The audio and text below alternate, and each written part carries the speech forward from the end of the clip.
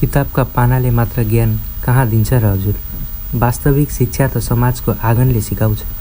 भूगोल बुझ्न नक्सा मात्र हेरेर पुग्दैन, जनताको आँसु र आँसुको रङ चिन्नुपर्छ। मध्यवर्ती समयको गतिसँगै 2083 सालको एउटा सुनौलो बिहान मनोकामना कलेज बिर्तामोडको प्राङ्गणबाट 28वटा जोसिला मनहरू 28वटा फरक सपना र एउटै साझा उद्देश्य बोकेर समाजको जीवन्त विश्वविद्यालयतर्फ प्रस्थान गर्दछ। सामाजिक कार्यका यी भावी कर्णधारहरूलाई कलेजको बसले बिहान ठिक 9 बजे पश्चिम बस स्ट्यान्डसम्म पुर्याउँछ। त्यहाँबाट लोकल गाडीको स्टेरिङसँगै हाम्रो यात्रा दमकतर्फ अघि बढ्छ। दमकको परिचित सावाको धावामा भोक र यात्राको थकान मेट्दै गर्दा हामीसँग हाम्रा आदरणीय अभिभावकहरू हुनुहुन्थ्यो। हेड अफ डिपार्टमेन्टका प्रभात शिवाकोटी सर र आदरणीय राजु कडरिया सर। उहाँहरूको मार्गदर्शन हाम्रो यात्राको उज्यालो थियो। भोजन ग्रहण लगतै हाम्रो स्वागतका लागि 3वटा महेन्द्र बोलेरो गाडीहरू आइपुग्छन्। जब ब्यागहरू लोड गर्ने समय आयो तब कसैले आदेश पर्खिएनन्। एक अर्कालाई सहयोग गर्दै हातमा हात मिलाउँदै सामान लोड गरियो, किनकि हामीले समाज बदल्नुभन्दा पहिले आफूभित्रको अहम बदल्नुपर्छ भन्ने बुझेका थियौँ। लेटाङको त्यो निकै सुन्दर घुम्ती र चुनौतीपूर्ण पहाडी बाटो काट्दै गर्दा बेलुकीको ठिक 6 बजे 2400को त्यो अस्ताउँदै गरेको रातो घामले पहाडको थुम्कोबाट हामीलाई स्वागत गर्यो। पहिले दिनको यात्रा त्यही विश्राम भयो। सरहरूले हामीलाई हाम्रो लागि घाँस र बाँसको उत्कृष्ट प्रबन्धन मिलाइदिनु भयो। तर हाम्रा खुट्टाहरू होटलमा मात्र थुनिएनन्। हामी पहिल्यै साँझ नै स्थानीयहरूसँग भलाकुसारी गर्न ओर्लियौँ। रात्रिको भोजनपछि सुरु भयो एउटा महत्त्वपूर्ण बैठक, जहाँ भोलिको युद्धस्तरको कार्ययोजना र समाजको नाडी छाम्ने रणनीति कोरिए। आज यात्राको पहिलो दिन सकिँदै गर्दा हामीले केवल भूगोल मात्र परिवर्तन गरेका छैनौँ, आफ्नो सोचको दायरा पनि फराकिलो बनाएका छौँ। कलेजको कम्फर्ट जोनबाट बाहिर निस्किएर यो दुर्गम पहाडको फेदीमा आइपुग्दा एउटा कुरा महसुस भएको छ। सामाजिक कार्य भनेको केवल डिग्री हासिल गर्नु वा सर्टिफिकेट लिनु मात्र होइन रहेछ। यो त कसैको आँसु पुछ्नका लागि आफ्ना हातहरू कति तयार छन् भनेर आफैलाई जाँच्ने एउटा कडा परीक्षा रह्यो।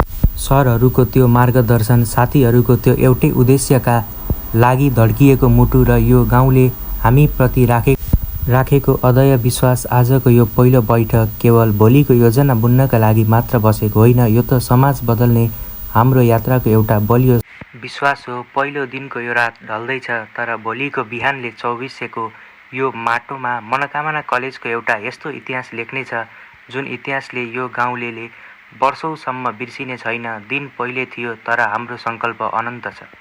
न त यो कुनै रहर थियो, न त यो केवल एउटा काम। हामी त खोज्न निस्किएका थियौँ समाजको वास्तविक नाम।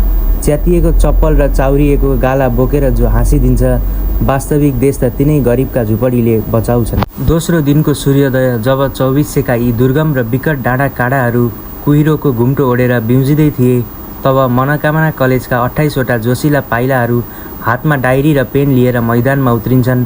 यो कुनै साधारण हिँडाइ थिएन, यो त 5वटा शक्तिशाली समूहमा विभाजित भएर समाजको नाडी छाम्न निस्किएको एउटा रेस्क्यु टिमको मार्चपास्ट थियो। हामी कुनै महलको भ्रमणमा थिएनौँ, हामी त इतिहासले बिर्सिएका, भूगोलले ठगेका ती बस्तीहरूको अनुहार हेर्न निस्किएका थियौँ। त्यो पहाडी गोरेटो, त्यो उकालो ओह्रालोले र असजिलो बाटोले हाम्रा खुट्टाहरू गलाउँदै थिए, तर हाम्रो रगतमा एउटै आवाज गुन्जिरहेको थियो, जहाँ समस्या त्यहाँ मनोकामना कलेज, जहाँ अभाव त्यहाँ समाधान। हामीले थुप्रै घरका ढोकाहरू ढकढक्यायौँ। जब कलेजको परिचय दिएर हामी उनीहरूको आँगनमा उभियौँ, तब कतिपय आमाहरूले आफ्नै छोराछोरी सम्झेर गुन्युले पीडा पुस्दै बस्न दिए, त कतिले तिर्खाएको बेला पहाडको चिसो पानी पिलाए। कागजको पानामा हामीले उनीहरूका दुःख मात्र कोरेनौँ, राज्यले नसुनेका ती आवाजहरू सुन्यौँ। कसैको आगो बलेको थिएन, बेरोजगारीको त्यो चिसो चुलोमा कसैको आँसु बगिरहेको थियो, पहिरोले बगाएको खेतको आलीमा। हो, सर्वेक्षणको क्रममा हामीले समाजको त्यो तितो यथार्थ देख्यौँ, जुन सञ्चार माध्यमका हेडलाइनहरूमा कहिल्यै अटाउँदैनन्। युवाहरूमा छाएको बेरोजगारको चरम मार, बर्खायाममा आउने बाढी पहिरोको त्यो भयानक त्रास र हिँड्नै नसकिने भत्किएका बाटाहरूको दुर्दशा स्थानीयले हामीलाई आँसुसँगै सुनाउनु भयो। केही आँखाहरूमा हामीले देख्दा कता कता नयाँ आशा र भरोसा, एउटा हिरो आए जस्तो चमक देखिन्थ्यो भने केही समूहमा वडा र स्थानीय सरकारले आफ्ना कुरा कहिल्यै नसुनेको, आफ्ना दुःख कहिल्यै नदेखेको गहिरो आक्रोश स्पष्ट झल्किन्थ्यो। उनीहरू भन्दै थिए, नेताहरू भोट माग्न मात्र आउँछन्, तर हामीले भन्यौँ हामी भोट माग्न आएका होइनौँ, हामी तपाईँको दुःख बाँड्न आएका हौँ, सोसियल वर्करका सिपाही हौँ। उनीहरूको समस्यालाई केवल एउटा डाटा मात्र ठानेनौँ, हामीले त उनीहरूको दुःखलाई आफ्नो मुटुमा सजायौँ। जो समाजको अभाव र पीडा अब 2400को मात्र रहेन, हाम्रो आफ्नै प्रतिष्ठाको लडाईँ बनिसकेको थियो। जब दिनभरको सर्वेक्षण सकेर साँझ पर्यो तब श्री शारदा माध्यमिक विद्यालयको त्यो शान्त प्राङ्गणमा हाम्रो टोली फेरि एकीकृत भयो। घाम अस्ताइसकेको थियो, तर हाम्रो दिमागमा ती जनताका अनुहारहरू अझै फिल्मको रिल जस्तै घुमिरहेको थियो। त्यहाँ बसेर हामीले घन्टौँसम्म गहन छलफल गऱ्यौँ। हामीले कलेज र सरहरूको अगाडि प्रतिज्ञा गऱ्यौँ कि हामी यहाँ केवल समस्या गर्न आएका होइनौँ, हाम्रो क्षमताले भ्याएसम्म यी ओठहरूमा मुस्कान छरेर फर्किने चेन्ज मेकर हौँ। दोस्रो दिनको यो साँझले हामीलाई साधारण विद्यार्थीबाट एउटा शक्तिशाली सामाजिक अभियन्ता, सोसियल वर्करमा रूपान्तरण गरिदिएको थियो। अब पालो 2400को रूप बदल्ने थियो। भाषण छाडेर नेता बन्ने हाम्रो कुनै रहर थिएन, किनकि गफले मात्र बदलिनलाई यो कुनै सहर थिएन। हातमा कुच्चो थापेर जब हामी मैदानमा ओर्लियौँ, फोहोर मात्र होइन, मान्छेको सोच बदल्न तम्स्यौँ।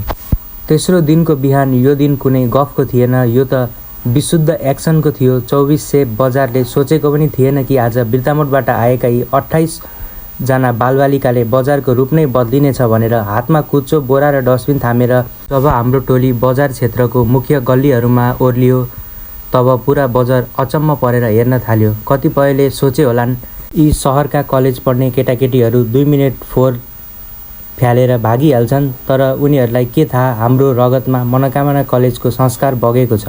हामीले बजारको चोक चोक चार्यौँ, फोहोरका डङ्गुरहरू पन्छ्याउन काम सुरु गऱ्यौँ।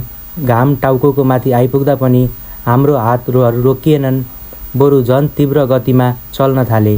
मुख्य र संवेदनशील क्षेत्रहरूमा जब हामीले फोहोर व्यवस्थापनका लागि डस्टबिनहरू फिक्स गर्न थाल्यौँ, तब स्थानीय जनतामा एउटा छुट्टै कौतूहलता पैदा भएको थियो। केही भिडबाट केही स्थानीय बुद्धिजीवी र आमाबुवाहरू अचम्म मान्दै हाम्रो नजिक आउनुभयो र सोध्नुभयो, होइन, कहाँबाट आएका नानीहरू हौ तिमीहरू?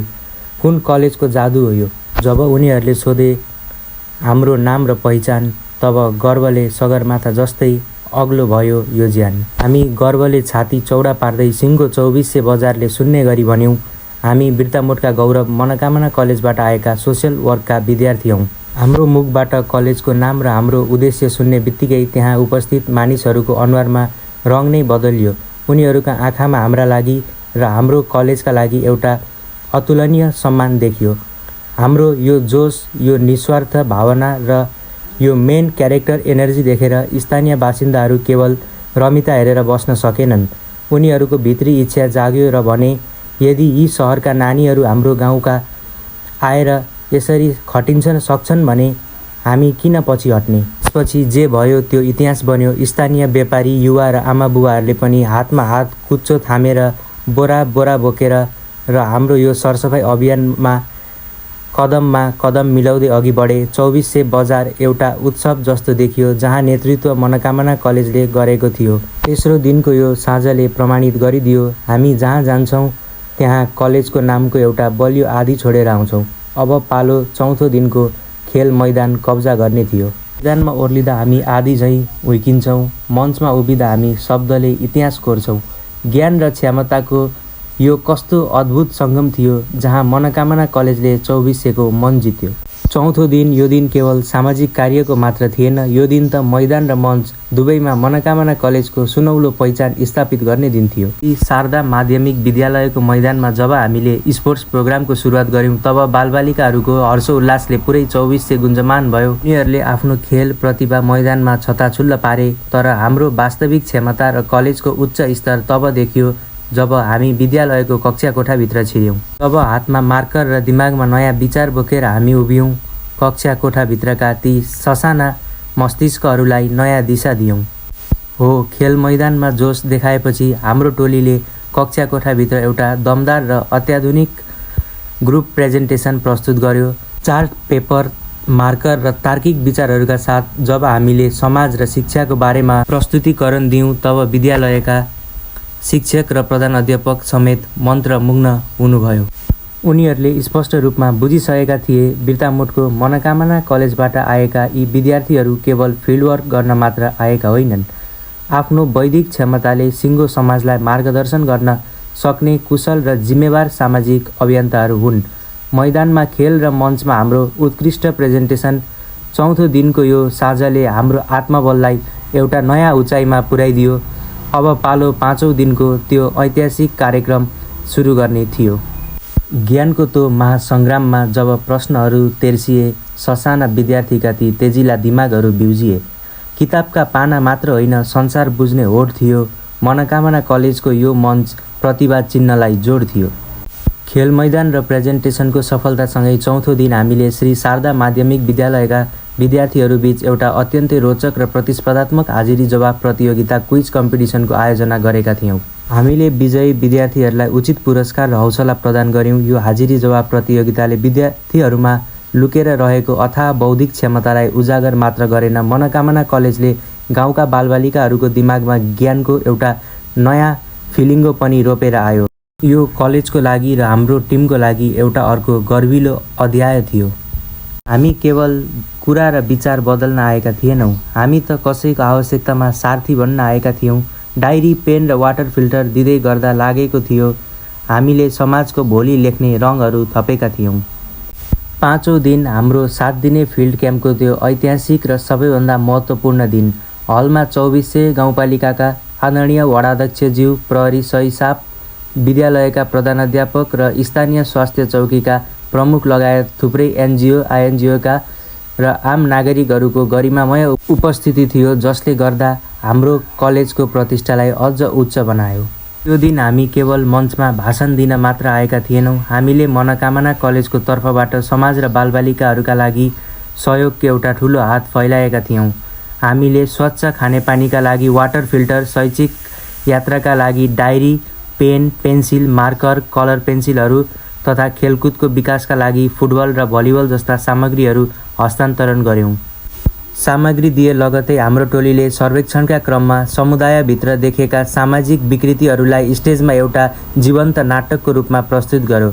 स्टेजमा जब हामीले समाजको तितो सत्य देखायौँ, बाल विवाह र बेचबिखनको त्यो दर्दनाक रूप ल्यायौँ, हलमा बस्ने हरेक आँखा त्यति बेला रसाएका थिए। लाग्थ्यो हाम्रा शब्दहरू सिधै मुटुमा बिजेका थिए। बालविवाह र चेलीबेटी बेचबिखन विरुद्ध हाम्रो टोलीले गरेको त्यो मार्मिक र शक्तिशाली अभिनयले हलमा उपस्थित सयौँ दर्शकका आँखाहरू रसाए। नाटक सकिने बित्तिकै सिङ्गो हल तालीले गडगडाएर गुन्जमान भयो।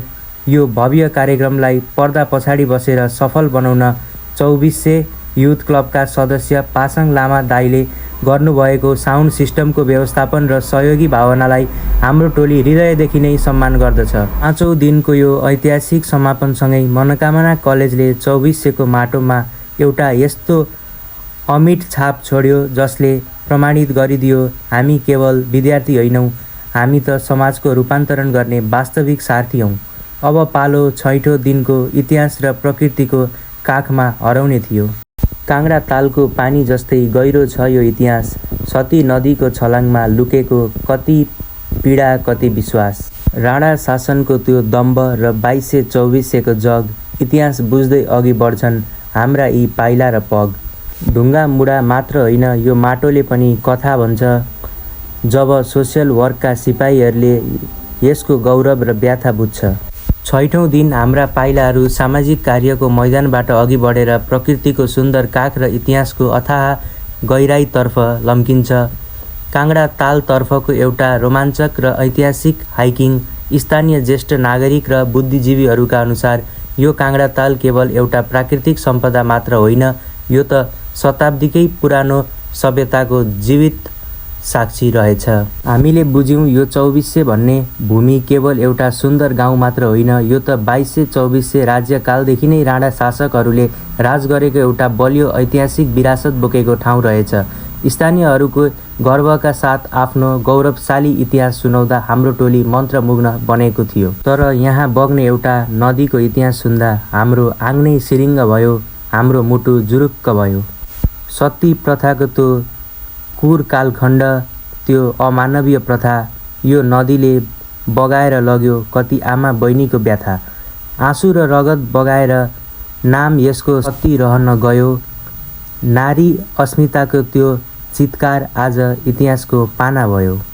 हो, कुनै समय सती प्रथाको त्यो कुर अमानवीय र दर्दनाक कालखण्डमा महिलाहरूलाई जबरजस्ती यही नदीमा बगाइने गरिन्थ्यो रे, र त्यही कारुणिक इतिहास बगेका कारण यस नदीको नाम सती नदी रहन गएको रहेछ।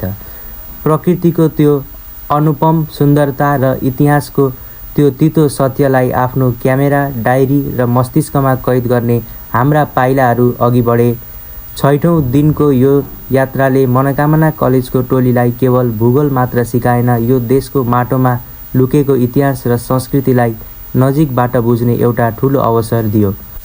भनिन्छ नि, न्यानो काख दिने यो धरती र आत्मीयता दिने यी मनहरू छोडेर जानु जस्तो महँगो सजाय अरू केही नहुने रहेछ। 7 दिनको यो साइनो इतिहास बन्दै थियो र भोलिको बिहान हाम्रा आँखाहरूका लागि एउटा कडा परीक्षा बन्नेवाला थियो। 6औं दिनको यो रात ढल्दै गर्दा 2400को हावाले पनि सुस्तरी भन्दै थियो, भोलि तिमीहरू त जान्छौ, तर तिम्रो कलेजको सुबास यहीँ छडेर जान्छौ। अब पालो त्यही विदाईका आँसुहरूको 7औं दिन थियो। आएका थियौँ अपरिचित बनेर यो 2400को काखमा, जाँदैछौँ आज अमूल्य माया र आँसु लिएर आँखामा। भूगोल छुटिए पनि यो मन सधैँ यहीँ रहनेछ, मनोकामना कलेजको नाम 2400ले सधैँ लिइरहनेछ। 7औं दिन बिहानको ठिक 11 बजे त्यो घडी आइपुग्यो जसको सामना गर्न हाम्रो 28 जनाकै मन कता कता तयार थिएन। 7 दिनसम्म जसलाई हामीले आफ्नो परिवार ठान्यौँ, जुन बाटो, बस्ती र आँखाहरूसँग हाम्रो आत्मीय साइनो जोडियो, आज त्यसलाई बाई बाई गर्नुपर्ने क्षण आयो। स्थानीय जनताका आँखाहरू रसाएका थिए। हामीलाई बिदाई गर्दै गर्दा उहाँहरूले भावुक हुँदै भन्नुभयो, नानी बाबुहरू हो, तिमीहरूले हाम्रो दुःख मात्र सुनेनौ, यो वर्षौँदेखि सुतेको गाउँलाई नै बिउजाएर गयौ। हाम्रो गाउँको इतिहासमा तिमीहरू सधैँ अमर रहनेछौ। उनीहरूले दिएको त्यो आशिष र धन्यवादका शब्दहरू हाम्रो कानमा अझै कता कता गुन्जिरहेका छन्। सुरुवात केवल एउटा यात्रा थियो, अन्त्य एउटा क्रान्ति बन्यो। मनोकामना कलेजको यो पाइला 2400को निम्ति शान्ति बन्यो। 7 दिन पहिले जब हामी कलेजको गेटबाट निस्किएका थियौँ, तब हामी केवल किताबी ज्ञान भएका विद्यार्थीका रूपमा मात्र थियौँ। तर आज जब हामी बिर्तामोड फर्किँदैछौँ, तब हामी समाजको नाडी छाम्न सक्ने, अभावमा सामग्री दिन सक्ने र कसैको आँसु पुस्न सक्ने एउटा परिपक्व सोसियल वर्कर बनिसकेका छौँ। हामीले 2400को भूगोल मात्र छोडेका हौँ, त्यहाँ हामीले छोडेर आएको कलेजको नाम, हाम्रो काम र हाम्रो छाप सधैँका लागि जीवित रहनेछ। हामीलाई यो ऐतिहासिक अवसर, यो अटुट ऊर्जा र यो विशाल पहिचान दिने हाम्रा प्रिय मनोकामना कलेजका विज्ञ प्रमुख प्रभात शिवाकोटी सर र प्राध्यापक राजु सर अनि 2400का सम्पूर्ण आदरणीय आम नागरिकहरूमा शब्दको नमन व्यक्त गर्दछौँ। हामीलाई यो ऐतिहासिक अवसर र यो अटुट ऊर्जा र यो विश्वास पहिचान दिने हाम्रा प्रिय मनोकामना कलेज अनि फिल्डमा ओहरात्र खटिनुभएका हाम्रा आदरणीय गुरुहरू प्रभात शिवाकोटी सर र राजु कडेरिया सरमा शब्दको नमन र यो सम्पूर्ण अभियानको मेरुदण्ड, जसको कुशल नेतृत्व र मार्गदर्शन बिना यो 7 दिने स्वर्णिम यात्रा सम्भव नै थिएन। हाम्रा आदरणीय क्याम्पस प्रमुख मोहन शिवाकोटी सरप्रति हामी हृदयदेखि नै कृतज्ञता र विशेष धन्यवाद ज्ञापन गर्दछौँ। हजुरले हामीमाथि राख्नुभएको त्यो अगाध विश्वास र कलेजको उपलब्ध गराएको यो मञ्चले नै आज 28 जना विद्यार्थीहरूलाई केवल किताबी ज्ञानमा सीमित नराखेर समाजको ऐना हेर्न सक्ने परिपक्व सोसियल वर्कर बनाएको छ। कलेजको यो गुण र हजुरको यो अभिभावकत्व हाम्रो जीवनको सबैभन्दा ठुलो सम्पत्ति बन्नेछ। मनोकामना कलेजको शान र गौरवलाई 2400को माटोमा थप उच्च बनाउँदै हाम्रो यो फिल्ड क्याम्प सफलतापूर्वक सम्पन्न भएको घोषणा गर्दछौँ। धन्यवाद।